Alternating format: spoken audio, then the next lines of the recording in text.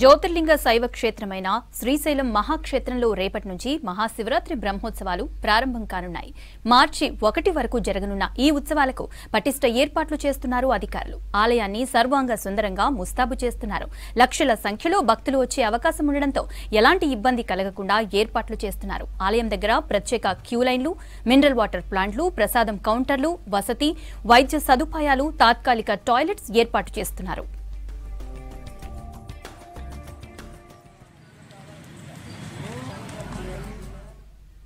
ముఖ్యంగా స్వామివారి దర్శనానికి భక్తులు పాదయాత్రగా శ్రీశైలం తరలివస్తున్నారు. వారి కోసం శ్రీశైలానికి 10 కిలోమీటర్ల దూరంలోని కైలాస ద్వారం మెట్ల మార్గంలో భారీ షెడ్లు నిర్మిస్తున్నారు. మట్టి రోడ్లను మరమ్మతులు చేస్తున్నారు. టూరిస్ట్ బస్టాండ్లు, శివదీక్ష శిబిరాలు ఏర్పాటు చేస్తున్నారు. పాతాళగంగ దగ్గర పుణ్య స్నానాలకు బ్యారికేడ్లు, ఫెన్సింగ్ పనులు చేపడుతున్నారు.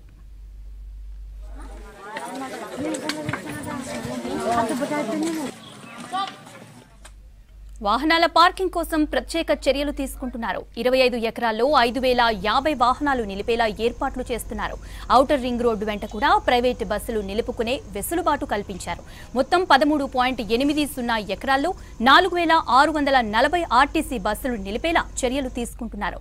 ఇక బ్రహ్మోత్సవాల్లో శీఘ్ర దర్శనం 5000 టికెట్స్, అతి శీఘ్ర దర్శనం 2000 టికెట్లు ఆన్లైన్లో భక్తులకు అందుబాటులో ఉంచామని తెలిపారు అధికారులు.